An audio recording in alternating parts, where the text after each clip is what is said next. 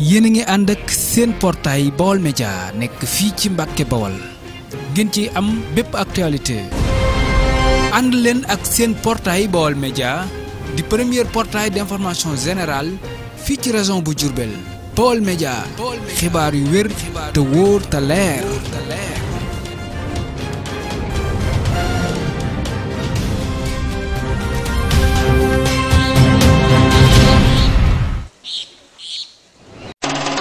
yéen a ngi déglu Baol Média FM la rajo de la jeunesse rajo bi jóg ngir taxawu jigéen ñi.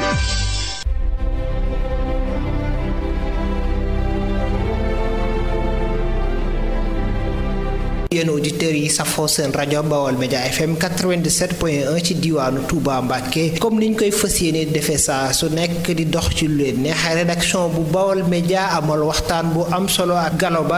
Ba nag moom moo jiite SOSIB SA Gallo Ba dellusiwaat na ci taxawaayu SOSIB SA. maanaam li nga xamante ni moom la état ji tabax ci wàllu sport ci wàllu hôtel ci wàllu ay marché ci wàllu ay gaar kenn daaw ko toppatoo te it daaw ñu am tamit saa su ne possibilité am ay xaalis bu bari bu doy pour mën ko liggéey moo tax mu taxawal SOGIP dénk ko ay mission ne ko li la war d'abord mooy que ni da ngaa war a di jënti xaalis ay koppar pour mën a réaliser ay infrastructure parce que infrastructure publique dafa cher nekk lu yomb pour tabax ay infrastructure yu baax yu durable de qualité. ci suñu waxtaan bi ñu seq ak DG Gallo Ba mi ngi wéy di àddu ci coowal parrainage bi teg ci di xamle ne Karim Wade teewu leen a nelaw. parrainage bi damaa gëm ne dafa nekk li gën Sénégal. mais est-ce que c'est le moment bi ñu ko defee est-ce que c'est le moment ko uniquement pour liquider adversaire am.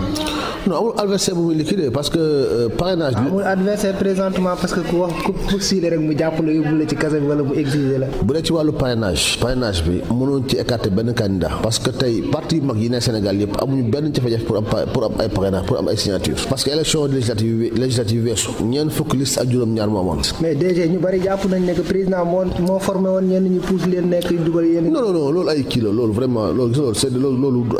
ay considération politique non mais du loolu c'est Karim Wade dafa yoreel xaalis Sénégal. DG Gallo Ba profité ci waxtaan bi mu seq ak rédaction bu Baol Média FM 97.1 ngir di indi ay leeral ci gàllankoor yi am ci liggéeyu stade bi teg ci di wane bëgg-bëgg bi ci commune bu Mbacké bi. du ma toog weer bu ma seetu ministre des sports wala bu ma waxula premier ministre stade municipal maanaam maire bi ñoo ko doon tabax nañ ko monté woon montage boobu dafa xawoon a sooxe te ensuite amuloon koppar détails yi nag dañ koy laaj ki nga xamante ni moom lañ dénk suñu dëkk muy le maire de Mbacké tey Mbacké soxlawul ay poste santé mën nga def poste santé Santiane parce que dafa sori Mbacké mais biir Mbacké urgence bi nekkul ay poste santé urgence bi mooy nga tabax fi hôpital boo xam ne non man sama ambition pour maire Mbacké loolu ambition boobu du dañ waaw man non sama ambition pour Mbacké même pour maire Mbacké pour être clair parce que man du ma daw question dama ne la loolu du dañ tey jii laa gën a bëgg a jiite Mbacké defar Mbacké. mais DG booy prôné beneen Mbacké cela veut dire que Mbacké bi kon doxul. mais Mbacké bi c'est clair que doxul loolu moom amul luñ ci doxul qui est le responsable. non amul luñ ci naatable mairie Mbacké amul budget pour mën a defar ab tali bu baax amul budget pour mën a defar ab mairie bu bees amul budget pour tabax hôpital. ginnaaw bi ñu koy tuumaal ne dafa voté sanction ci élection yi ñuy génn mi ngi weddi tuuma yooyu teg ci di xam ne mooy leader potentiel bu parti bi ci gox bi. man jomm naa tey wax taxaw Mbacké wax loolu amut bu la neex nga def micro trottoir wëral Mbacké jox si micro ku la neex kenn du la ne Gallo Ba moo ma dégli defu ko ñu koy wax waxuñ dëgg man dama baat campagne li ma def ci campagne bi ñi investir woon candidat defuñu ko ñëpp nag li ma def ci campagne la député yi pour ñoom ñu falu amul kenn ku ci investir lu toll asaka bi lépp lu indi unité ci parti d'accord naa ci mais am na démarche yoo xam ne man dama ci ànd te wax naa ko donc démarche yi nga d'accord. waaw man su ma àndoo ci ab démarche dama ci bokk commune Mbacké man maay leader naturel APR. man nga mën a nekk leader élection yi jàll yow jiite woo. waaw mais élection yi passé élection kii la woon élection député la woon élection député man président. donc nga bëgg a wax ne président loolu leader potentiel pour commune bu Mbacké. APR Mbacké tey Gallo Ba moo ko porté loolu mooy dëkk. ku la fi teg loolu imposé wu wala président moo la fi teg. leadership du ça se décrète pas ça se sécrète la tubaab yi wax. mbokki auditeurs yi teewlu seen rajo Baol Média FM 97.1 ci diwaanu Touba ak Mbacké ñu fas yéene leen a digtal waxtaan bi ñu seex ak DG bu SOSIB SA monsieur Gallo Ba ci samedi bii bu juróom-ñeenti waxtu jotee ci guddi ñu fas yéene leen ko digtalaat suba ci dimanche bi bu midi jotee.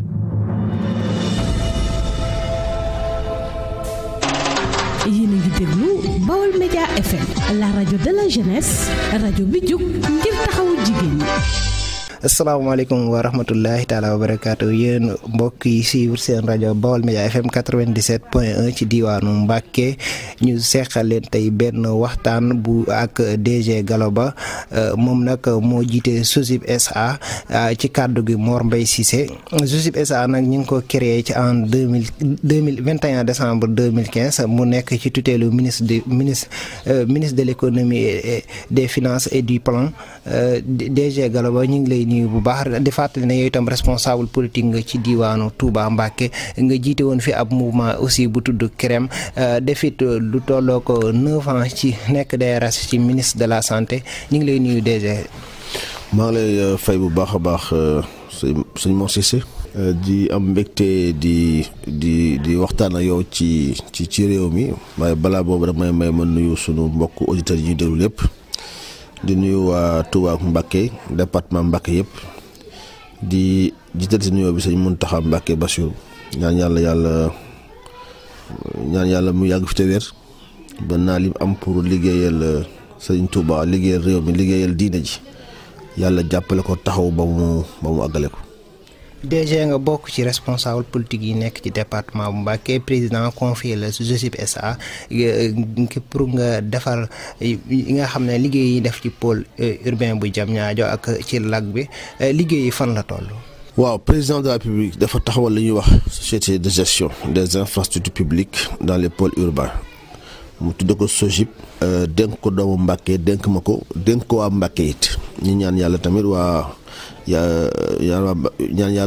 yàlla jàppale ñu si ba yàlla may ci ndam waa Mbacké te it jàpp naa ne ñu ngi ci yoon woo xamante ni am nañ yaakaar ndam dina am ndaxte président dafa taxawal SOGIP ndaxte dafa jàpp ne dafa jot tey Sénégal infrastructure yi maanaam li nga xamante ni moom la état ji tabax ci wàllu sport ci wàllu hôtel ci wàllu ay marché ci wàllu ay gare kenn daaw ko toppatoo te it daawuñu am tamit saa su ne possibilité am ay xaalis bu bari bu doy pour mën ko liggéey moo tax mu taxawal SOGIP dénk ko ay mission ne ko li la war d'abord mooy que ni da ngaa war a di jënti xaalis ay koppar pour mën a réaliser ay infrastructure parce que infrastructure publique dafa cher nekkul lu yomb tabax stade omnisport dina jëlum dee 60 milliards tabax marché d'intérêt national ak gare gros porteur ëpp na juróom fukki milliards sans compter yeneen projet yoo xam moom la ñuy def te état bi tamit lu bari war ko moo tax muy am jafe-jafe yenn saa pour mobiliser xaalis pour mën ko def moo tax mu taxawal société wax bi dafay nekk société nationale bu mu mën a xam ne dina mën a lijjanti xaalis ci garantie ministère des finances pour tabax ay infrastructures yu baax yu durable de qualité buñ ci paree loolu buñ tabaxee ba pare it dañ koy rentabiliser financièrement dañuy fexe ba koom-koom bi nga xamante moom la stade boobu dugal wala hôtel bi du ko dugal mu am jeexital ci économie réew mi ba pare mën a permettre société également société mu fonctionner correctement loolu moo tax ñu taxawal ko tey liggéey bi mu ngi dox bu baax a baax ndax hôtel bi nga xam ne moom la ñu ko def président inauguré na ko en décembre 2017 bi ñuy ubbi aéroport Blaise Diagne ci lay inauguré suñu stade suñu hôtel bi ñu war a tey inauguré incha allah ci mois d'août bi stade omnisport président moo ko digoon Lyon yi réalisé na ko stade boo xam ne 15100 places la bu mën a recevoir ay concerts mën a recevoir ay activités culturelles ba pare mën a recevoir toutes les disciplines sportives yi nga xamante ni mooy basket handball volley boxe ak yu mel ni moom. DG réalisation yi am na solo. Baol Média FM. am na solo mais am na ñu jàpp ne que am na zoologue yu wax ne que fi ngeen ko def suuf si defu leen étude yi ci war am na parce que am na nee ay zoologue yu ne suufu Diamniadio ci baaxul parce que fekk at bâtiment yi ni mu war na yàgg du ñu yàgg lan ngay tontu ci. waaw bala ma si tontu damay jeexal ne wax ka ni ñu ngi biñ paree stade biñ ko inauguré incha allah au mois d'août war nañ inauguré en même temps parc des expositions nga xam ne fa la ñu war a mën a taxaw lu mel ni foiru Dakar. ba pare it war a pare li ñuy wax marché d'intérêt national ak gare des gros porteurs maintenant ci wàllu suuf si maam ñuy wax loolu d'abord du waxu xam-xam amaana waxu politique la wala waxu ku yàq ndax amul benn suuf ci àdduna bu mënta recevoir ay infrastructure wala ay tabax amut boo demee fu mel ni Turquie da ngay dawal sa da ngay dugg ci train jékki-jékki ñu ne la saxaar si mu ngi ci biir géej gi di daw. boo demee Japon dañoo sëkk géej gi def fa aéroport. kon suuf su bon amut. matériaux bu baaxut mu am te ñun matériaux yi ñu utilisé dañuy def ay fondation profonde ay fondation yoo xam ne dañuy gas ay 8 mètres ci suuf wala 2 mètres wala 5 mètres ça dépend ci infrastructure bi ngay tabax ba pare def fa ay fondation yoo xam ne c'est spécial la du comme yi ñuy tabaxee fii Mbàkke wala feneen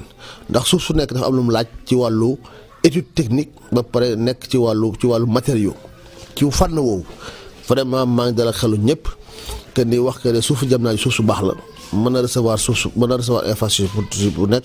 te ñun la ñuy liggéey wax dëgg yàlla liggéeyu kat la ñuy liggéey. auditeurs yi déglu seen rajo Baol Média FM 97.1 ci diwaanu Touba Mbacké ñu leen di fàttali ne ñi ngi ànd ak DG Gallo Ba mi jiite SOSIP SA monsieur le DG gis nañ ne que yow créé nga benn mouvement mu tuddoon CREM nga nekk DRS du tolloog 9 ans ci ministre de la santé lan moo la poussé ba nga dugg ci politique bi. waaw politique bi ma si dugg yàlla boobu fekk na mu def ma nekk directeur national. parce que 2008 lañ ma nommé directeur national boobu daanaka xam nga samay at bariwul woon ñu dénk ñu ay responsabilité ministère de la santé maanaam képp ku fa nekkoon di yëngatu ci ministère man maa la yilifoon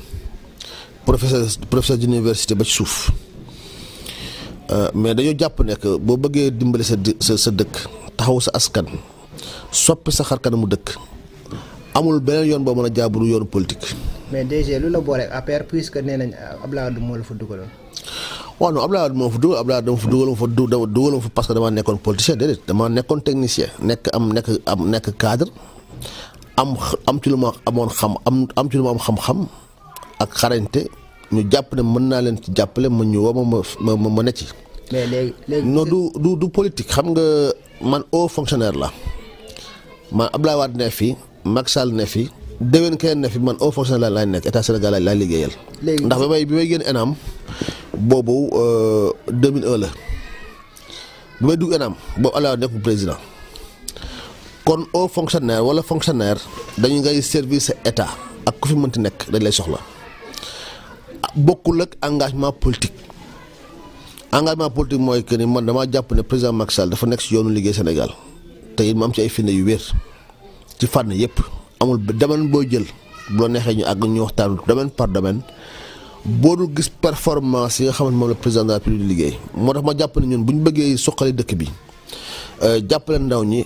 taxawu jigéen ñi taxawu askan wi dañoo war a jàppale ki fi yàlla teg muy président de la République Macky Sall ndax mu ngi liggéey Sénégal te am na yéen a liggéey Sénégal moo taxoon ma ñoom suñu mouvement politique mu recevoir ma ci Touba parce que man ni may wax nii waa ñëpp a koy dégg lu wér la. mooy dama bëgg nga jàppale ma ndax xam ne ni nga mën Mbàkke te yaa ngi fay góorgóorlu ma jàpp ne que loolu bu ma président de la République waxee d'abord cër bu ma jox la ensuite dama jàpp ne que ñun man li ma bëgg ci Mbàkke mën ma koo def te àndu Mbàkke fi yàlla teg muy président de la République Macky Sall. DG nekkoon technocrate fi mu ne ñu gis ne homme politique parce que gis nañ combat médiatique yi ngay mëne ci presse bi surtout que parrainage bi ràññeekoon nga ci trop dal ci émission dal ci public politique bi xam nga ñëwoon noonu DG lan moo waral changement boobu. non en fait du changement c'est que man lu may wax dama koy waxee ak lu ma gëm ak conviction man du ma wax loo xamante ni man gëwuma ko. du ma wax tamit lu ma jàpp ne nekkul dëgg waaw man politique jarlu ma ko du ma ko def ndaxte li ñuy wax ci parrainage man waxoon naa ko ci mandat président Macky Sall. man li ma jàng ci droit président Macky Sall même bu amee yéene wàññi mandaam ci droit mënu koo def mënta nekk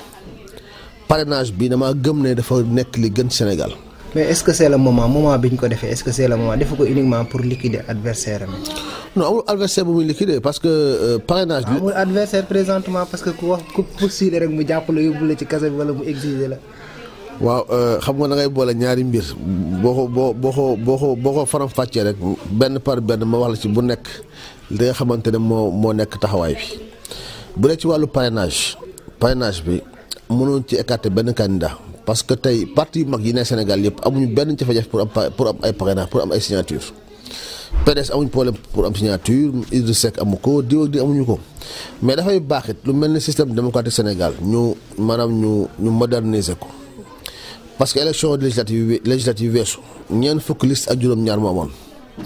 président boobu bàyyi woon code ba na mel waxul ak conseil constitutionnel boo duggee si bureau de vote bi da ngay jël di nga jël lu mu dee 47 listes. mais DG ñu bari jàpp nañ ne que président moo formé woon ñenn ñu pousse leen nekk dugal yenn. non loolu ay kii la loolu vraiment loolu gis nga c'est loolu ay considération politicienne la maanaam xam nga discours Sénégal li ko yàq mooy discours politicien maanaam discours boo xam ne du tegu si dëgg yàq la ak lëndëmal xelu askan wi man li ma xam mooy que ni ñeent fukki liste ak ñett ak juróom ñaar amoon boo ko boolee teg ko ci ab salle de classe nga xam ne fa la ñuy wotee ak ñay teewal liste ya élection mënta am Sénégal moo taxoon président daa ne kat damay jëm si conseil constitutionnel mu jox ma ndigal pour que boo demee ci buy wotee nga jël juróomi liste li ñu bañ tey mooy élection présidentielle ku nekk rek jóg ne man dama bëgg a nekk président Sénégal man tey nii am naa xam-xam pour jàpp ne mën naa nekk président Sénégal mais man mun ma nekk président Sénégal fi mu ne nii jamono ñu toll nii bu ma amoon xaalis bu bari tey mën naa am gis benn tubaab boo xam ne dafay ñëw ne ci leneen wala ab terroriste wala leneen ñoo jox ba ay milliards ne ma di galaw kat damaa bëgg a nekk candidat boobaa mu sama nënd kon loolu la ñu war a éviter maanaam fexe ba nit kii jiite Sénégal ëllëg nekk koo xamante ni d'abord dafa am représentatif Sénégal lu mu dee war nga ab juróom-ñaar région yoo xam ne boo fa demee dañ ko am ay siyaat ñu wóolu la xam la mën laa jox seen kàddu pour bu ëllëgee tamit nga mën a taxaw askan wi ci dem waree. mais DG ñi jàpp ne que yéen da ngeen a yor seen par exemple seen parlement jàllale seen i loi nu mu leen neexee ku génn ci mbedd mi ngeen jàpp ko parce que nemmeeku nañ par exemple ñi ñuy convoqué wala ñi ñuy jàpp bari na ñu ngi leen doon tuubaale da ngeen di def ay écoute téléphonique récemment gis nañ démb le capitaine Dièye ñu nar koo dalal Dakaractu avant muy egsi waxagul sax ñu jàpp ko cas arrestation yu bari yooyu manque de démocratie bi ñu fi non ay arrestation parfois man jàpp naa du manque de démocratie parce que aussi dafa am état du mu war a doxee état du ku nekk de moo mën a wax ci rajo wala ci place publique jamonoy Senghor amul jamono Abdou Diouf amul France ñu ñuy wax ni wala États-Unis jamonoy Barack Obama wala kenn amul état dafa am nu muy doxee maanaam tey mënoo nekk haut fonctionnaire wala nga nekk disons un officier supérieur de l'armée wala feneen ngay wax comme ni mu la neexee parce que non démissionné na waaw mais xam nga dafa am tamit lépp état gis nga état dafa am boo ko xamul mën ngaa jàpp ne que loolu lekkul lu baax mais état ñëpp la fi nekkal te dafay protéger citoyen yi waruñu nasaxal suñu institution yi dafa dëgër te dañ ko war a fortifier mu gën a baax pour que ëllëg tamit ñun bañ fi jógee suñuy doom ak suñuy set nekk am fekk Sénégal boo xam ne dafa taxaw loolu moom États-Unis moom feneen États-Unis tey Barack Obama bu fa nekkee nekk fa président bu fa jógee ak bu fa nekkee amul différence parce que institution yi ñoo dëgër di dox correctement kon amuñu kenn koo xamante ni dañ koy jéem a du barrer la route pour mu bañ a nekk candidat wala loolu mu mënul nekk parce que aussi Sénégal tey kenn mënu fee sàcc élection parce que loolu weesu na Sénégal léegi kenn mënu fee tamit nasaxal démocratie bi ku ko jéemit mënta sotti.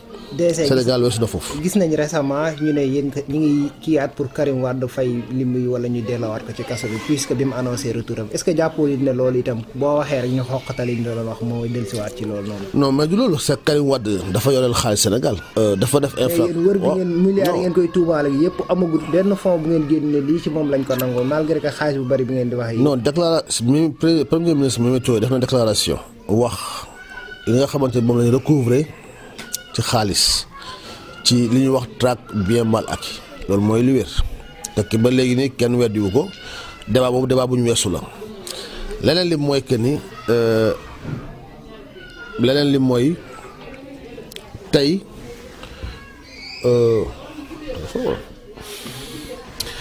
leneen li mooy Karim Wade dafa am dañ ko condamné ba pare teg ko ay amende ñu gracier ko. buñ la gracier tamit taxul. maanaam la manière bi ngeen ko gracier non xaaral ma ñëw si loolu. ça fait défaut. waaw mais xaaral ma pare si li ma wax dama ne buñ la gracier du tax la nga war a fay ci amende nga mu wàcc la ndax amende état Sénégal moo ko moom ñoo ko bokk kon dafa war a warloog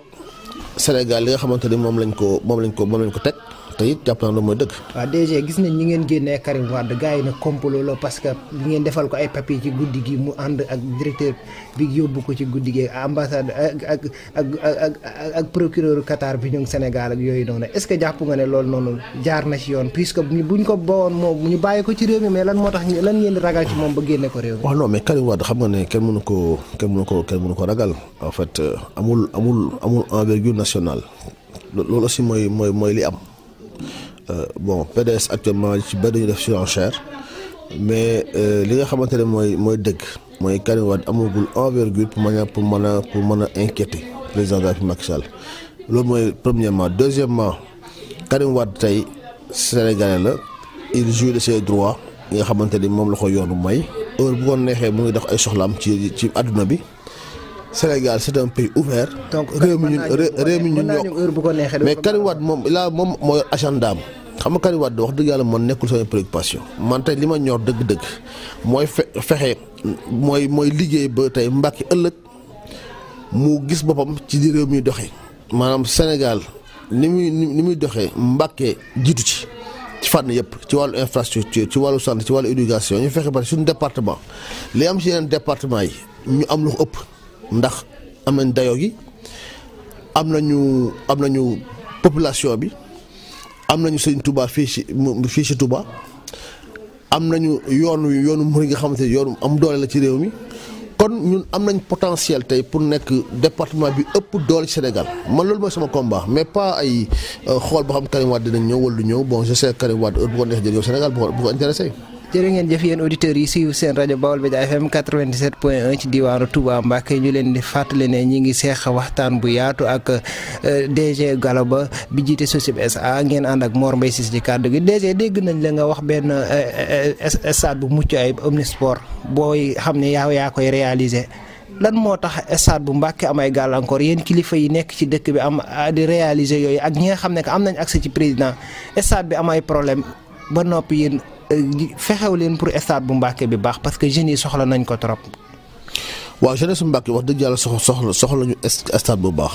te jeunesse bu bëgg sport la te ñun tamit dañu war ci wàllu jàppale leen ci wàllu sport ñu ngi koy def dañu leen li ñu war tam ci jeunes yi jàppale leen ci wàllu liggéey jàppale leen ci fànn bu nekk ñu ngi ciy bay sunu wàll ñu ngi ciy def sunu képp lay kattan stade bu Mbacké bi. man jàpp naa ne que ñun ñëpp ñu ngi ciy dox képp kuy responsable ci département Mbacké stade Mbacké ñor na la. lan moo waral man mii tey du ma toog weer bu ma seetu ministre des sports moom wala bu ma waxula premier ministre wala kilifa ci réew mi pour ñu accélérer travaux yi li ma ci xam mooy que niñ ko monté woon stade bi parce que stade municipal la maanaam maire bi ñoo ko doon tabax nañ ko monté woon. montage boobu dafa xawoon a sooxe te ensuite amuloon koppar pour defar ko àggale ko état bi ne man damay ñëw tey taxaw pour àggale ko dossier wax dëgg yàlla xam naa ne ministre des sports mu ngi ciy dox li mu mën détails yi nag dañ koy laaj ki nga xamante ni moom lañ dénk suñu dëkk muy le maire de Mbacké moom moo am yenn information en tout cas man li ma ci war en tant que responsable politique en tant que jeune bu dëkk Mbacké mooy. exerçant influence jéem a rencontrer kilifa yëpp sensibiliser leen ci urgence pour Mbacké am stade urgence également pour Mbacké am hôpital parce que ñu ngi tabax ay poste de santé fu nekk mais tey wax naa ko waxti ko te loolu mooy nekk li dëgg tey Mbacké soxlawul ay poste santé man nga def poste santé Santhiane parce que dafa sori Mbacké mais biir Mbacké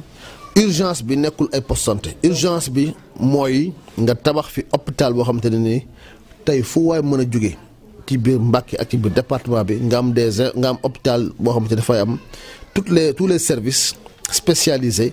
am des compétences pour que ñu mën a am bloc opératoire am radiologie am imagerie médicale bu baax am ay laboratoire buy fonctionner correctement loolu moo mën a jël en charge la question de santé poste de santé yi maire defar du priorité présentement. man su ma nekkoon maire en tout cas man Gallo Ba su ma nekkoon maire sama combat du defar ay poste santé ci biir commune Mbacké du indi ay ambulance ci biir commune Mbacké urgence bi dëgg-dëgg mooy nga am bloc opératoire urgence bi tey mooy nga am service radiologie bu baax urgence tey mooy nga am ay gynécologue te ñaata jigéen ñoo jógee Mbàkke dem Touba wala dem Daarum dem Gosaas pour gis ab gynécologue ñaata nit ñoo jógee tey Mbàkke wala jógee Touba di dem Daaru Musti pour xool seen ay bët ophtalmologue loolu lépp mën na am Mbàkke te urgence bi mooy relever le plateau technique du centre de santé fexe ba centre de santé bi nekk un hôpital de niveau 1 wala niveau 2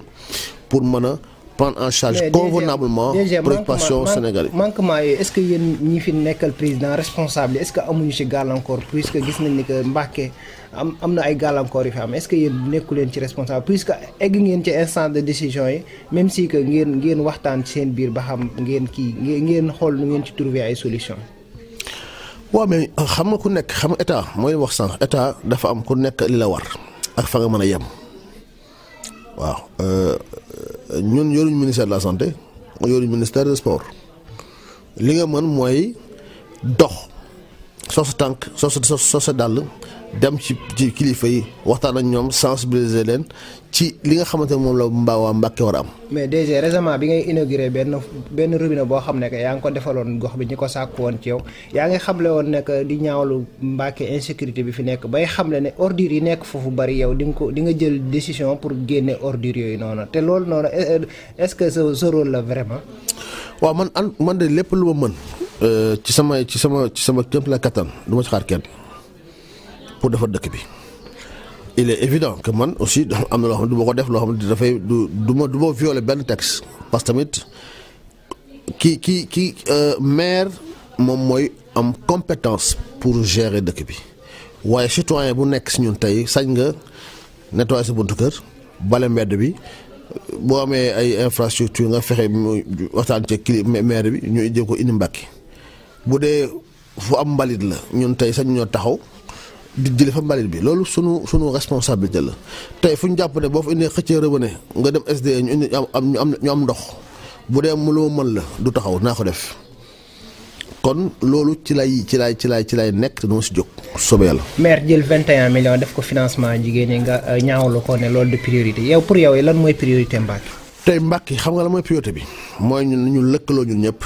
ñun ñu fiy nekkal président de la République yi informer askan bi sensibiliser ko ci mu jàppale président de la République pour Macky Sall am benn mandat loolu mooy priorité Mbàkke. mais priorité buñ ci àggee bala ngeen fa nga def réalisation xam ne Mbàkke nañ ci gis seen bopp. buñ ci àggee jàpp naa ne Mbàkke dina xar kanam dina soppeeku ndaxte président de la République li muy def Mbàkke déjà ci autoroute Ila Touba bi donc man jàpp naa ne autoroute Ila Touba kese en tout cas man li ma xam ci infrastructure. loolu kese woon naa tax waa département Mbàkke jàppale ko ndaxte dafay nekk infrastructure boo xam ne dafay gën a développer département Mbàkke dafay gën a positionner Mbàkke comme un hub au niveau national pour développer askan bi kon loolu kese man jàpp naa ne war na mën a tax loolu la bilan la. déjà bu ñu déggee say kàddu ci RFM nga ne yow. sa bëgg-bëgg bi nga am ci Mbàkke amugo ko boo sañoon Mbàkke day mel ni Fatick ak yooyu loolu lan nga fi bëgg a wax cela veut dire que da nga am ay ambition pour nekk maire Mbàkke wala. non man sama ambition pour maire Mbàkke loolu ambition boobu du dañ. waaw man. da nga bëgg a nekk maire. non sama ambition pour Mbàkke même pour maire Mbàkke pour être clair parce que man du ma daw question dama ne la loolu du dañ tey jii laa gën a bëgg a jiite Mbàkke defar Mbàkke ndax man gëm naa ne Mbàkke mën naa defal samay loxo. monsieur le maire am nañu xam-xam bi am nañu expertise gestion am nañu ay réseau relationnel te it am nañu disons un réseau au niveau national pour liggéey Mbàkke loolu mooy sunu yéene dañoo bëgg tey dëkk bi en tout cas man sama yéene mooy fii ak quelques années fii ak 10 ans 15 ans ñu ne Gallo Ba kan moo fi defoon lii. man loolu da moo ma ñor. leen ñor bi seen loxo la nekk ci waa APR la nekk pour l'instant donc nan la mën a nekk ci seen loxo ba noppi ngeen di laajaat maire bi ne di ngeen fi defaat autrement itam est-ce que askan wi itam loolu dinañ jàpp ne que yéen nañ leen ko jox puisque yéen a ko yor ba nëgë ni nee nga maire bi doxul. dañ lañ koy non maire bi doxul yooyu loolu sa kàddu la man wax ma loolu. mais dama waxaar rek changement une équipe qui gagne. puisque boo nee waxaar man sama kàddu man li ma wax laa mën a dëggal yow yaa ne maire bi doxul kon dama lay bàyyi responsabilité boobu. waaye man li nga xamante moom laa mën a wax. mooy que tey urgence bi wax dëgg yàlla wax naa ko sànq neewul maire yi nekkul benn élection urgence bi tey mooy waa Mbacké nañu takku pour jàppale président de la République Macky Sall. mais ci loolu laay dox dama bëgg élection yi daan jàll waa Mbacké woon ginnaaw politique Macky Sall loolu mu ñu renverser tendance boobu fexe que Mbacké tey woteel président Macky Sall massivement pour que boo amee deuxième mandat bala ñoo dawal ñaari at wala ñetti at Mbacké soppeeku man loolu laa bëgg. DG di def ay œuvre sociale ci ndaw ñi ak jigéen ñi présentement est-ce que loolu day firnde ne que DG dafa bëgg a dagaan baatu askanu ci élection yi jëm pour maire Mbacké bi.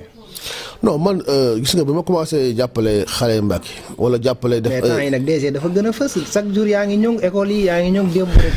ak Assane Ndiaye bi ñu koy primé ñëw nga Mara Mbacké Sadaf même démb rek ñaari activité ci suba gi ak ci ngoon gi yëpp DG activité yooyu ni nga ko intensifié noonu dama wutoon noonu DG lan nga bëgg. non man mosuma non pas li nga bëgg man élection yi passé 2014 dama taxawoon ne dama bëgg nekk maire Mbacké kon xam nga ni du lu bees man lépp loo mën pour taxaw ko waa Mbacké naa ko def ci fànn yëpp nag. waaw élection yi ñu jàpp pour nekk maire bi. non fi mu ne nii élection yi nga xam ne moom yi ñu jëm du élection maire yi. élection Macky Sall élection présidentielle. yi maire élection prochaine élection pour maire. non man fi mu ne nii xam nga moo li ma wax sànq man fi mu ne li ma ñor dëgg-dëgg mooy Macky Sall am benn mandat Macky Sall jàll premier tour loolu moo ma ñor fondamentalement tey ci laay woowaa Mbacké dimanche bi di ñëw woote naa ndaje bu mag ci permanence bi. pour sensibiliser askan wi par rapport ak parrainage parce que nit ñaa ngi koy dégg waaye xamul lu mu doon te dama bëgg tey département Mbacké am un nouveau départ ak 2019 ak président Macky Sall 5 ans yi di ñëw dama bëgg vraiment Mbacké xar kanam soppeeku te man loolu ma jàpp naa lu mën a nekk la. mais DG booy prôné beneen Mbacké cela veut dire que Mbacké bi kon doxul. mais Mbacké bi mais c'est clair que doxul loolu moom amul luñ ci. doxul qui est le responsable. non amul luñ ci naatable. qui est le responsable loolu askan wi nga xamante ne ñoo fiy dund dëkk fi xam nañ bu baax li may wax dëgg loolu dëkk kon loolu nekkul débat tey man li ma ñor te ci laay dox mooy fexe tey Mbacké bis bu Macky Sall di am beneen mandat Mbacké joué ci un rôle important ba nga xamante ne man danaa mën a toog ak président Macky Sall yeneen responsable yi def noonu ñu ne ko dañoo bëgg Mbacké boo doon def foofu benn nga def fa fukk. département Mbacké boo fa def juróom nga def fi téeméer pour mu jariñ askan wi parce que man li ma ñor mooy askanu Mbacké jariñu ci réew bi. DG boo nee Mbacké doxul côté yan moo am ay gàllankoor ci Mbacké gis nañ fi réalisation yu maire def maire mi ngi entamé benn mairie bu bees ak gis nañ par exemple mi ngi jënd ay ambulance ak yooyu noonu quoi. waaw non dama ne action bu mën def ci lu baax man dama koy rafetlu maire bi ñu bëgg a def fii état moo ko fi def. parce que maire Mbacké amul budget pour mën taw am maire yu bees loolu mooy dëgg. maire bi de moom moo ko fi def. non bëgg ma polémiquer mais dama la bëgg wax ne maire Mbacké amul budget pour mën a defar ab tali bu baax amul budget pour mën a defar ab maire bu baax ab maire bu bees amul budget pour tabax hôpital amu ko kon lépp lu ñu fi def ci infrastructure tali yi ngay gis fii yëpp. ñu mu ne woon projet boobu te ñu ngi poussé pour mu ñëwaat loolu état boo xam man tey boo demee Diourbel xar kanam Diourbel mu ngi soppeeku njaareem gii ku fay romb yaa ngi gis njaareem gi mu ngi soppeeku te loolu état koy def état nag dañoo bëgg ñun tey président de la République nga xam moo jiite réew mi. kon la fi maire def puisque infrastructure yi nekk ci dëkk bi ci bari léegi nga état. waaw mais xam nga fi mu ne nii vraiment tollaguñ ci def bilan maire yi Mbacké bis bu ñu ci tolloo man damay dem ci rajo yi def point de presse point par point secteur par secteur mu wax bilan. man noonu lay fonctionner damay wax lu wér lu kenn mënul dindi mais àgguñu foofu tey man li may wax mooy que dañoo bëgg tous les responsables ak fu ñu mënti nekk ak seen obédience ñu jàppale président de la République mu am benn mandat loolu mooy sama combat fi mu ne nii loolu mooy parce que élection yi ñu jëm nii du élection municipale. élection président élection askanu Mbacké il faut ñu gis seen bopp ci ba noppi donc manquement yi. il faut dama ne xam nga non président de la République am loo xam dafa war maire yi am loo xam moo war président buñ ko jaawale ku nekk ci ñoom daa am mandat te it mandat ba la jox daa am lu ñu la ca laajoon président en tout cas mu nga xam ne moom tey moo soxla 2019 lim def si Mbacké man jàpp naa ne infrastructure bi fi def Ila Touba mooy soppi xar kanamu département Mbacké. gaa yi leen mere bari nañ de. bourse familiale yi mere nañ leen gaa yi nekkoon ci hippodrome bi mere nañ leen ba ñu ngi waaj a def benn plainte parce que dañ leen a yëkkateeg yooyu noonu nga yaakaar. waaw mais loolu gis nga loolu yoonu Macky Sall nekku ci. bu ñu moo tax ma ne waruñoo jaawale. kan mooy responsable non dama ne ñaari mandat yu bokkul la. dafa nee naa la am na mandat municipal am na mandat présidentiel Macky Sall président de la République hippodrome bu ñuy toxal wala garage wala ay mécaniciens yuy déplacé ci biir Mbacké loolu du responsabilité président de la République Macky Sall te loolu jàpp naa ne waa Mbacké xam nañu ko kon. donc kan mooy responsable bu fekkee ne du yéen nguur gi. non mais du ñu nguur gi du président da responsable ci loolu mais c'est le maire de Mbacké moom mooy responsable gestion municipale au niveau de Mbacké loolu président de la République yoonam nekku ci. Macky Sall li ko ñor dëgg mooy que tey xar kanamu Mbacké soppeeku.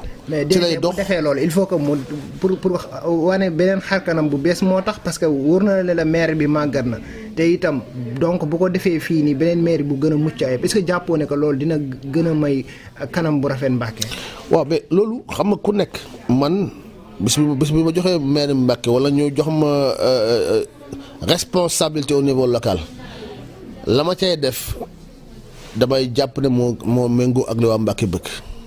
donc yow programme bi mu teg nii. loolu programme am la man son programme su dee baax na waa Mbacké xam nañu bu dee baaxul waa Mbacké xam nañu mais maire bi ak fañ koy def moom maire baa koy tànn waaye état moo koy def état tey amul possibilité ñëw état amul possibilité ñëw ci ab dëkk fàkk fa dama def lii te maire bu àndu ci yow mi amuloo sañoo ko man mi sañuma ko kon lañ fay def maire bi ñoo koy déterminer ñoo naan fii moo baax wala fee moo baax loolu seen responsabilité la su baaxee ñoom ak askan wi la bu bonee ñoom ak askan wi la waaye loolu yoonu président de la République Macky Sall nekku ci. DG ñu commencé woon benn déguerpissement am ñu ko ñaawlu am ñu ko rafetlu yow dégguñu la ci lan moo ci saa bi. dégg nga fan si. fii stade fi maire bu bees bi war a nekk. man dem naa fa seet dafa nekk masawu leen. wax leen tamit que ni nañu muñ aussi. noo leen mën a masoo ñoom fi ñu nekk nekkuñu fi place publique. non dama ne même bu dee fañ nekk place publique la même bu dee fañ nekk moomuñu ko dafa am lu ñu war a gérer ay nit man ressource benn laa jàng te yàgg naa waxtaan ay syndicaliste ñu daan wax loo xam lu ci bari amut mais nit ki même bu nekkul ci droit am dëkk Mbacké di góorgóorlu di am muy for di yóbbu këram boo ko fay jëlee. d'abord war nga ci waxtaan ak moom ba trouver une solution ensuite war nga trouver un site adéquat pour remplacer li nga nangu ci moom loolu damay wax ci wàllu gestion des affaires publiques xool boobu xam fañ nekk ñoo ko moom wala moomuñ ko vraiment loolu ça m'intéresse pas mais man dama jàpp ne que quelles que soient les circonstances dafa war a am dialogue nit ñi nga waxtaan ak ñoom sensibiliser leen par rapport ak intérêt la ngay def bañ nangu ko yàlla appropriation boo ko déggee ci tubaab mooy loolu nit ki mën naa bañ a nekk ci yoon nga wax ak moom convaincre ko ba mu ànd ak yow ci li ngay def. mais DG ñooñu bi ñu leen jëlee fenn am na fu ñu leen logé waat te itam est-ce que gisoo ne que tam il faut que ñu déménager ñenn ñi pour mën a def dara puisque ñoom fi ñu nekkoon nekkuñu fa légalement mais li nga xam ne que ñoom am na ñoo xam ne dañ leen yëkkati ñeen ñi yëkkatiwuñu leneen loolu lan moo ci sa jàngat. non xam nga mooy li ma la wax sànq nee naa la loolu responsabilité mairie Mbacké la ñoom lañ fi teg. ñoo lañ fi teg pour 5 ans 2014 ba 2019 la ñuy def su baaxee population Mbacké xam nañu su méngoowul ak yoon population Mbacké xam nañu su bonee population Mbacké xam nañu population ñoo yor baat ñoo yor dogal kon responsabilité bi dañ ko delloo population Mbacké. DG ndoxum Mbacké bi gars yi ñu ngi koy coow ne que dafa xaw a salé parfois aussi mu xaw a manqué ak insécurité bi au niveau de Mbacké manque d'éclairage bi te duñ la dégg nga àddu ci ponk yi nga xam ne que soxal na askan genre yooyu noonu duñ leen ci dégg ngeen àddu ci yéen ñi bokk ci nguur gi le plus souvent. waaw mais loolu sax dañ ciy wax saa su ne parce que tamit xam nga wax moom dafa am fu ñu ko war a waxee waaw du mënoo dem cérémonie officielle ay màggal di wax affaire su ndox mi wala leneen maanaam cadre bu nekk dafa am discours bu approprié ndox mi ñun ñëpp la metti fii ku dëkk Mbàkke da ngay jënd ndox da ngay fay ndox boo xam ne ndox mi neexut ba pare da ngay jënd ndox pour di ko naan kon ñun ñëpp li ñu war a def en tout cas man ci li ma nekk mooy wax ci kilifa réew mi man loolu laa man du xara xam nga man ñun du ma bokk ci ay marche wala ay ñaaxtu yu mel noonu man jàpp naa ne solution bi gën a gaaw mooy que yàlla am nañu baax nañu am na fu ñu mën a yegg te li ñu mën a wax mooy fexe ba loolu deñ te moo nekk njariñu askan bi man ci loolu laa nekk amul waxtaan naa ci ministre hydraulique waxtaan naa ci premier ministre pour que ay solution jël ko ci solution na mënut a gaaw mënoo jàpp ne tey da ngay am lu la met tey nga saafara ko tey loolu ku la ko wax waxu naa fekk la mënta nekk ci wàllu insécurité bi démb jumaa Mbàkke dim laa jullee sëñ Moustapha Ndiaté di fa kilifa maa ngi koy nuyu au passage di fa chef de village wax na ci démb biñ jullee pare dafa ne askan wi nañ góorgóorlu ba ku nekk si ñun famille yi kër gu nekk nga am looy joxe pour neexale ko xale yi garder koñ bi garder quartier bi mu nekk aussi lu ma rafetlu donc am na xam dafa war municipalité am na xam te dafa war citoyen ñun ñu dëkk ci dëkk bi bu si limee dañoo war a ñun su suñu biir ñu organiser wu pour suñu koñ set dañoo war a organiser wu pour suñu koñ am sécurité waaye luy làmp nag ñun mënuñ ko indi làmp nag maire yi moo war a fexe ba dëkk bi ñu éclairer ko parce que première compétence su maire wala ab maire yi mooy courant am ndox am ba pare ñu mën a gérer li ñuy wax ordre ménagère loolu ñett yooyu soo ko lijjantee ci dëkk ba baax na. déjà ñu ngi seen parti bi au niveau local gis nañ ne que kuréel yi ni mu amee au niveau national am na au niveau local est-ce que jàppoo ne par exemple que yow li nga bëgg maire bu Mbàkke li nga ci wane sa yéene ne bëgg nga ko jàppoo ne loolu moo tax que yaag maire bi du ngeen jaarootaal. non man amuma benn problème ak maire Mbàkke ak du Mbàkke daw non man non xaaral non man di sànnante xeer sa ñoom góor a ñoom Adama Sylla ak gars yi maire yi dañuy sànnante xeer ci Facebook yi réseaux sociaux yi loolu c'est visible. non mais loolu ba man loolu sànnante xeer maanaam c'est un débat Addu Mbàkke dañ ko dénk Mbàkke waaye moomu ko ëppale wu ñu fi tamit. mais yéen a bokk parti président damay bàyyi rek non damay may aussi ma développé tuuti dama ne la dëkk bi ñun ñoo ko bokk kenn ëppale fu kenn dañ fi yaroo dëkk fi màgg fekk fi baax comme jëpp am fi ambition li ma ci am ambition ni yow bii war nga fi am ambition kenn war na am ambition yooyu fii ku fi dëkk rek war nga fi am ambition Mbàkke awma problème ak moom man Gallo Ba awma problème ak kenn dama nekk si sama benn yoon woo xamante ni man loolu laa gëm ci laa nekk te it yoon bi ma nekk mooy yoonu dëgg. ndax man dëgg ci laa nekk te moom laa ci moom laa te loolu laa gëm néew ma fi pour di apprécier rarement laay wax. dama ne rarement laay wax ci gestion municipale lu ma ci wax lu bari. bu ko seetloo du ma dem ci meeting di ci wax di ci àddu lu bari su jotee nag pour mu àddu ci dinaa ci àddu. itam boo ci àddu yu tàng nga ci àddu. non dama ne parce que li may wax man dafay nekk dëgg si man dafay nekk dëgg lu kenn mënul dindi tey boo la waxee urgence su Mbàkke nekkul ay poste santé c'est pas parce que maire dafay def ay poste santé ma koy xeex de ma koy xeex wala ma ci sànni xeex de du loolu. damay wax li gën laay wax waxuma li mu def baaxul dama ne li gën mooy tey Mbàkke am bloc opératoire. li gën mooy tey Mbàkke am service radiologie tey xale bu football ci gaar bi wala nga nekk stade xale yi ñu ngi laaj stade tey ku dem stade nga ñaan ma ko yàlla nga am fa dabb moo leen mun laa xool Mbàkke lu ambulance bi jariñ bu xaaral rek bu dee dañ la évacuer Touba wala Gossas wala feneen la am Gossas wala am Touba wala am Daaru Musti nañ fexe bu am fii bu boobaa xaaral moo demee maire am na ñaari ambulance yu fa gaare non xaaral dama ne loolu man Gallo Ba su ma nekkoon kilifa dëkk bi loolu du ma ko def lan laa wax am naa si droit am naa si droit am naa droit ci loolu. nit ki aussi bu ñu la dénkee responsabilité da ngay mën a assumer ay responsabilité man ëllëg ku ma dénk responsable dama koy assumer président de la République damaa dénk société boo xam ne nii ñun suñu budget au moins 150 milliards la dénk ma 1 milliard wala ay 500 millions budget Mbàkke àggul 700 millions la ngay mën a am koom-koom ci at bi matul téeméer matul 500 millions. 500 millions boo ko jëlee la ci ëpp da koy fay ay salaire comme moo ci liggéey ñun suñu budget fonctionnement SOGIP suñu budget ren bi conseil d'administration validé c'est 137 milliards jëm 150 milliards xam nga bokkut ñun loolu la ñuy gérer ñun kon kuy gérer loolu war naa mën a gérer 700 millions kon dama bëgg wax ne dafa am loo xamante ni man dama koy wax du damay sànni xeer wala du damay wax ju ñaaw loolu d'abord man du ma fonctionner noonu te waa Mbàkke xam nañu ma tey damay wax li nga xam ne moom laa gëm te mooy yàpp moom mooy dëkk. mais DG kenn seen parti bi sañut xool fauteuil yu président donc bu ngeen bokkee coalition wala parti ngay xool fauteuil yi est-ce que loolu bokk na ci respecter par exemple discipline de parti wala. non mais bokkul non ça n'a rien à voir xam nga loolu jotewul dara ñaari mbir yu bokkul la. dafa am politique boo xam ne ni politique président APR lañ koy defal président de la république mais tamit dafa am dëkk bi tamit nu muy doxee dëkk bi président de la république dëkkul Mbàkke président de la république Sénégal Macky Sall dëkkul Mbàkke Fatick la dëkk kon ñu dëkk Mbàkke tamit bu ñu gisee dëkk bi yoo xam ne loolu jàpp na ni moom gënut mën nañ cee wax waaye wax ci jotagut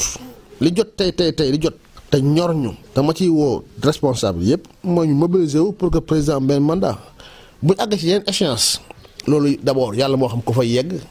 yàlla moo yor mbir yi ñun ñi ñu ngi ciy wax amaana ko kan moo xam ko dañ fa àgg wala duñ fa àgg.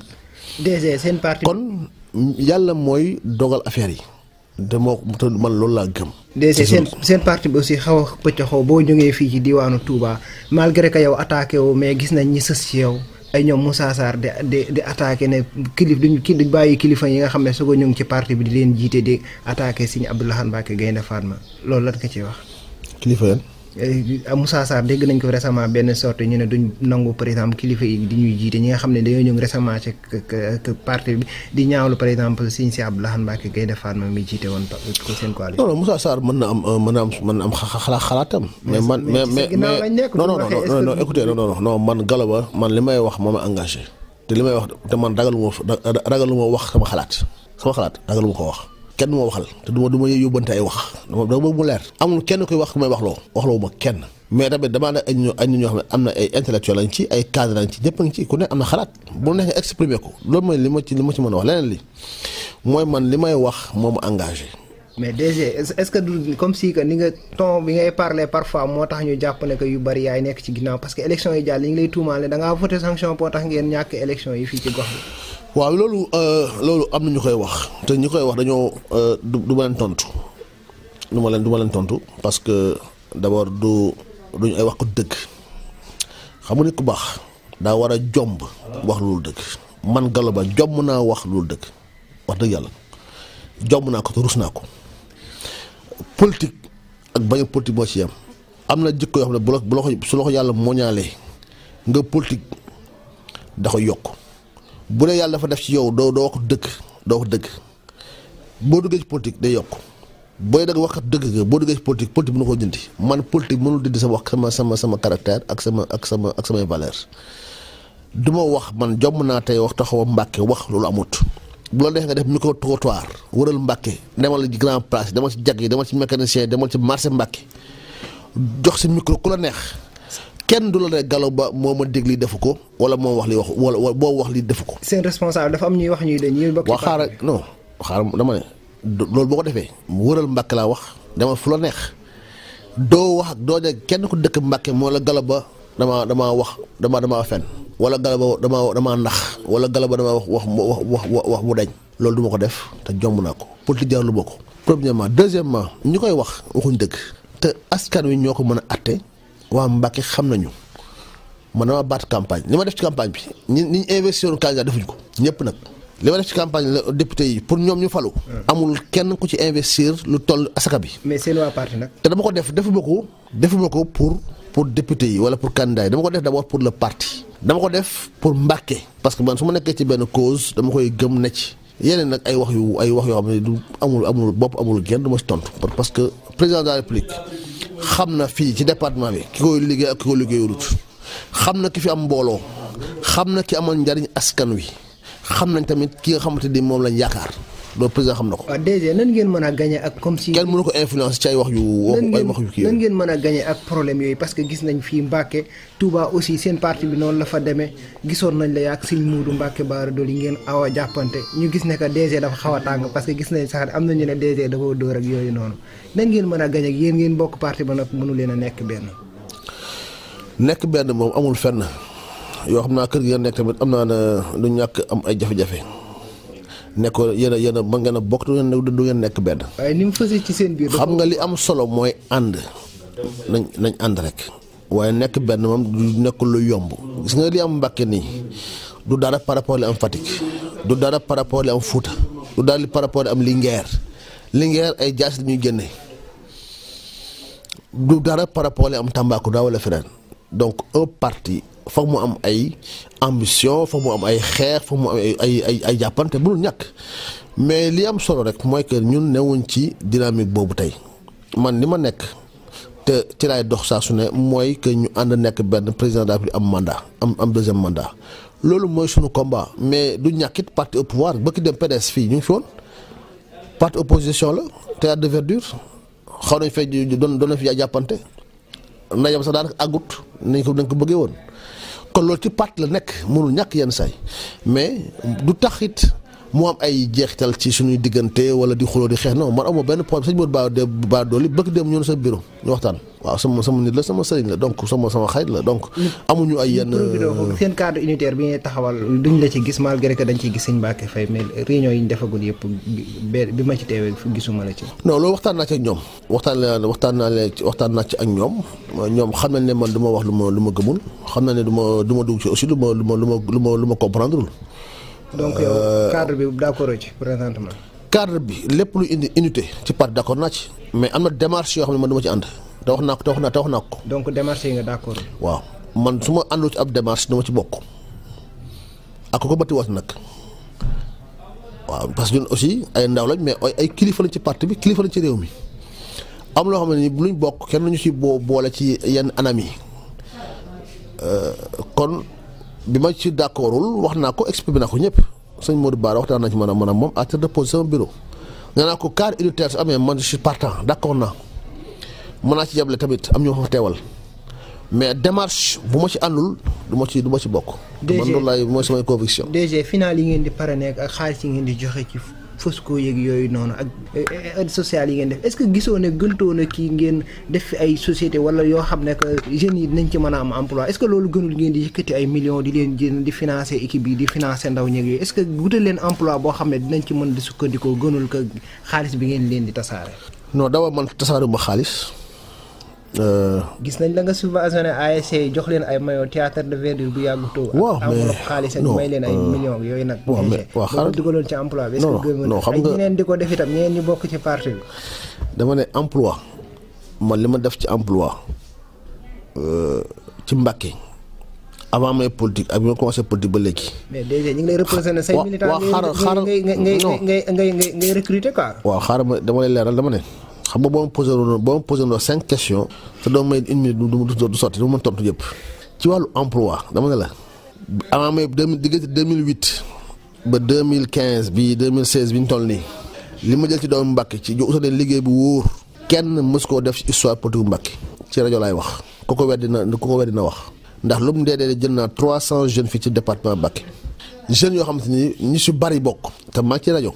yàlla xam na ne bu ma leen jël xaw ma leen am na ay cadre lañ ci am na tey ñoo xam ne am na ñoo xam ne newuñ ci pëtiwuñu APR du jeex ay cadre lañu ñii ay chauffeur lañ ñii ay ambulancier lañ ñii ay infirmier ñii ay sage-femme ñii ay médecin lañ poste de santé yi da ci département Mbacké poste de santé yi ku fay infirmier wala sage-femme bu dee fukk lañ juróom-ñetti maa leen embauché te ñoom ñëpp amul kenn ku ma ci politigal amut. mais DG ñi wax xaaral nag dama lay wax lu dëgg dama lay wax lu dul deñ bu dee fukk lañ ci département Mbacké poste santé yi muy infirmier wala muy sage-femme maa la fa yóbbu bu dee fukk lañ juróom-ñetti maa leen jël uta leen liggéey tamul kenn ku ma ci jàppale sur le plan politique ndax du ñu ay politiciens dañoo am ay diplôme jàng comme man ni ma jàngee ma ñu ne ma am naa diplôme bi kat monsieur Ba damaa bëgg nga jàppale ma ci ma man ko def ko ngir yàlla te du jeex kon jëluma SOGIP yi ma nekk am na fay ingénieurs yu fa nekk Mbacké lañ dëkk ñaari ingénieurs yoo xam ne Mbacké lañ dëkk génie civil kenn ki mu ngi woon France maa ko indi kenn ki mu ngi woon APIX doomi Mbacké lañ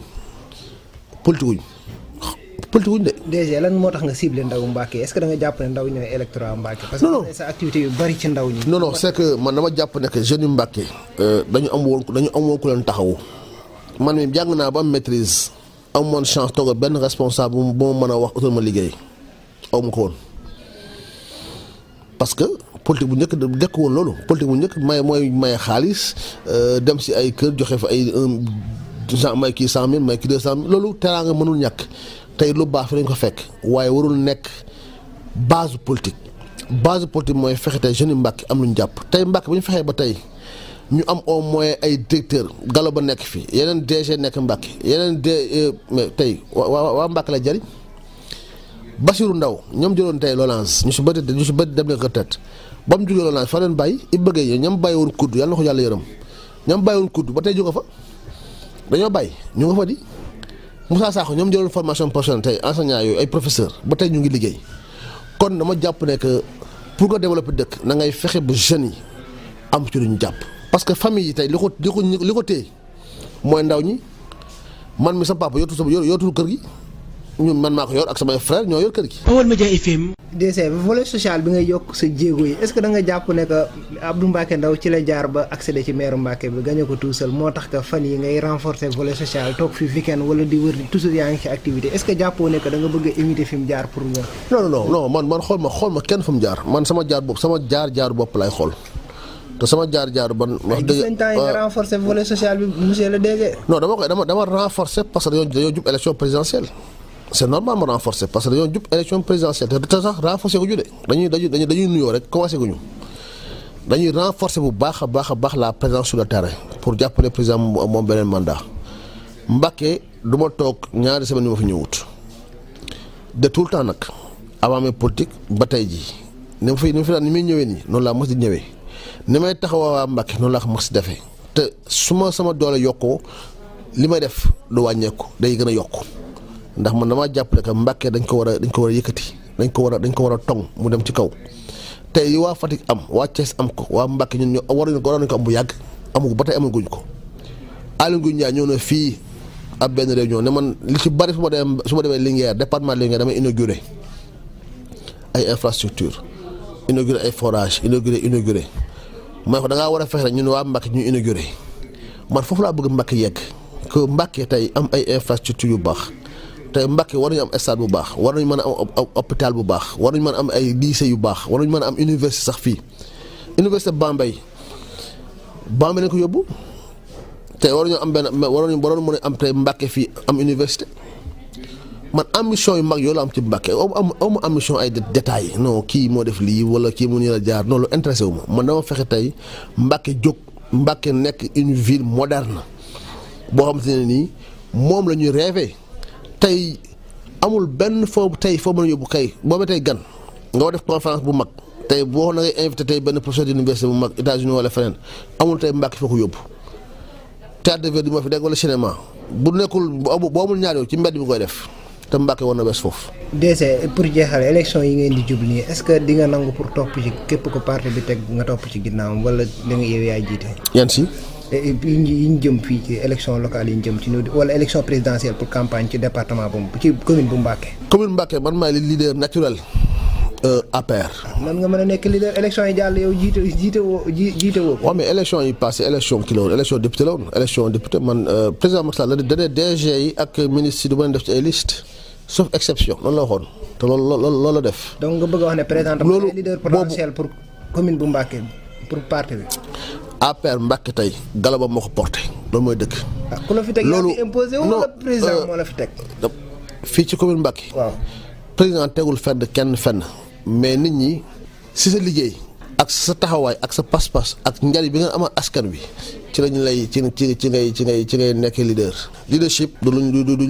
ça se décrète pas ça se sécrète la tubaab yi wax. DG nan nga mën a nekk leader tam élection ñëwee duñ lay jiital. amul benn élection mu ñëw fii man nekk mbaax di jiite wu ma ko bi ma nekkee APR ba léegi élection municipale man maa ko jiite woon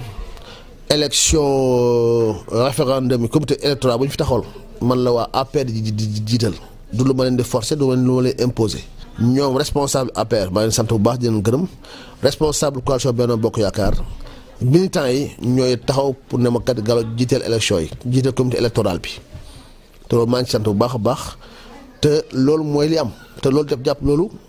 amul tànk ginnaaw tànk kanam la am soobee yàlla. waaw DG élection yi ñu seen bureau de vote yéen ñëpp ñu gagné woon leen fi nag ñu gagné woon leen fi kon est-ce que APR am na njiit ci département. non xam nga wala surtout ci Mbacké commune bi sax. non am na ñoo xam ne seen élection seen ay dañu gagné seen bureau de vote ak seen centre de vote man sama centre de vote ak seen bureau de vote maa gagné. ñan lañ gagné. Njaxal ak fii Njaxal ak élection yi weesu centre bi maa gagné centre bi yëpp te centre bu mag la sama bureau de vote maa gagné. ñi nga xam ne dañu leen a gañ seen bureau de vote wala seen centre de vote da ngay dem nga laaj nga yow journaliste nga d'investigation da ngay dem nga laajte wër dëkk bi xool responsable yi nga xam ne ñoom ñoo responsable xaaral rek xaaral yooyu duggoo ci mosoo changé bureau de vote pour xam ne foofu dañ la non damay wote fa ma dëkk man dëkkuma Paaleen Baol Média FM Paaleen laa doon voté benn yoon laa fa mos a voté est-ce que gisoo ne da nga non loolu yàlla xam ne loolu man dama dëkkuma Paaleen man yaa ngi ni fa ma fekk. puisque leadership nga kay ci Mbacké kay fépp nga war a nekk. non mais du ma jógee tey fii ginnaaw raay dem wote jàmm gën wala may wote ji Ndoyeen wala may wote ji Paaleen fii ma dëkk laay wote fi la fi laa yaroo màggee fi laay wote te fii élection bu ne dañ koy gagné. est-ce que jàppoo ne liñ leen doon wax ne que monsieur Gallo Ba par exemple amul mbooloo Mbacké loolu moo tax que. ñu ngeen voté sanction réellement pour revenir sur ça. non mais xam nga tey kuy wax ne Gallo dafa voté sanction ñu ñàkk élection yi kon Gallo moo yor mbooloo mi xam nga wax ju amul bopp amul genn te Gallo intérêt tey nekkul di voté contre man dama campagne pour Macky Sall am ndam waaye liste yi bu dee liste yoo xam ne baaxul liste yoo xam ne c'est des listes contestables askan wi gisu seen bopp. mais même boo defee. campagne même boo baatee campagne li nga ci bëgg bañ a am. kan moo defaroon liste yi. liste yi moom liste nationale la woon. waaw kon niñ ko defaree ci Dakar moom moo baaxul. mais baaxul seen parti bi gis nañ mouvement yi bari fi trop gars yu bari ne ay dóorukaay la pour am xaalis ci président nan ngay sa jàngat ci loolu. non bu dee ku taxawal en tout cas xam naa ne ku taxawal mouvement pour dóor pour am xaalis ci Macky Sall ci président Macky Sall moom doo am xaalis Macky Sall doxee noonu. Macky Sall loolu ay naxaate boo ko bëggee nax ci affaire xaalis du sotti parce que du fonctionner noonu amaana koo xamul mooy def noonu mais man jàpp ba ne que loolu dóorukaay la déedéet dama jàpp ne que tey ñu bari tey bëgg nañoo jàppale président de la République Macky Sall ñu bari bëgg nañu ko jàppale waaye dañoo gisul seen bopp ci APR mi doxi APR dafa nekkul parti boo xam ne dafa attractif xam nga lu tax. parce que boo ñëwee ñu si bari dañ lay xeex esprit ba fa nekk la boo ñëwee man bi ma ñëw APR commencement noonu la woon dama créé sama mouvement Macky Sall président Macky Sall woo ma ne ma dama laa soxla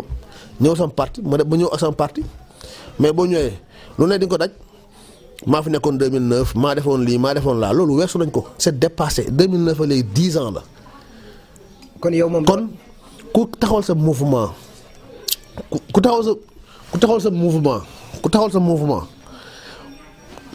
taxawal sa mouvement pour jàppale Macky Sall dañuy tal suñu loxo nga ñëw nga liggéey pour que président de la République Macky Sall am ndam loolu ñun ci la ñu nekk APR boo ñëwee ay problème yu bari moo fi am ñoo xam te gisuñu seen bopp ci loolu ñëwuñ pour di xeex wala pour di xuloo dañoo ñëw pour Macky Sall am ndam buñ créé taxawal seen mouvement ñu mën a ànd liggéey nekk coalition Benno Bokk Yaakaar mu gën a yaatu gën a am base gën a am assise sociologique dañ ciy ànd. waaw jërëjëf yéen auditeurs yi safoo seen rajo Baol Média FM ci diwaanu Touba Mbacké 97.1 ñu seqoon waxtaan bu yaatu ak monsieur Gallo Ba mi nga xam ne que moom mooy DG SOSIP SA monsieur le DG waxtaan wi jeex na ñu àndoon ak Mor Mbaye Cissé ci kàddu gi Modou Diop Thiat ci technique bi DG lan mooy sa kàddu gu mujj ci waa Mbacké. waaw maa ngi leen di remercier vraiment ci waxtaan wi di jégalu bu dee am na lépp ay benn rëcc bu ci am nekkul woon sama yéene di wax que ne tey en tout cas ñu suñu taxawaay ci Mbacké waa Mbacké xam nañ suñu yéene ci département Mbacké xam nañ suñu yéene ci commune Mbacké te maa ngi woo képp ku dëkk Mbacké ci département bi nga laxasaayu pour que ñu xeex tamit pour que président de la République am ndam ci département bi ndax ndamam mooy suñu sakk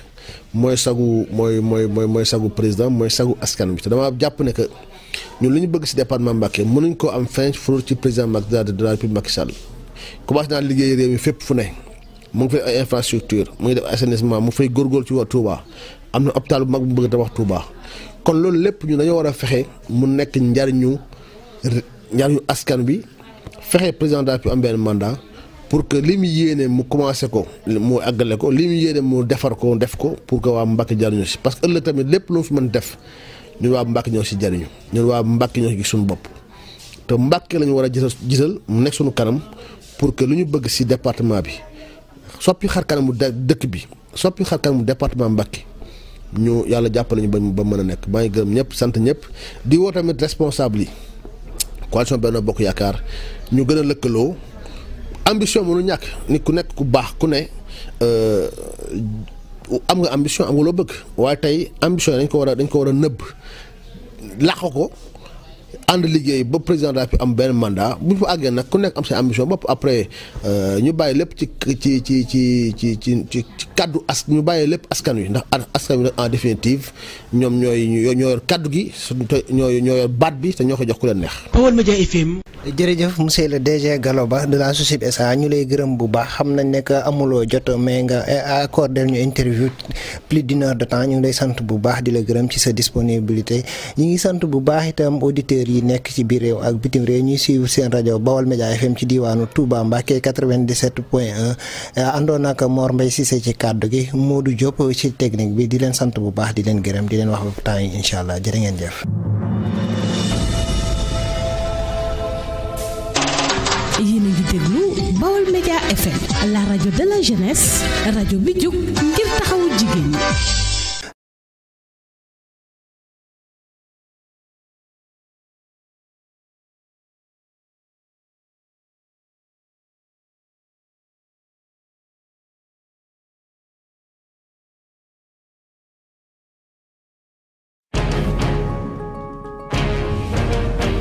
yéen a ngi ànd ak seen portail Baol Média nekk fii ci Mbàkke Bawol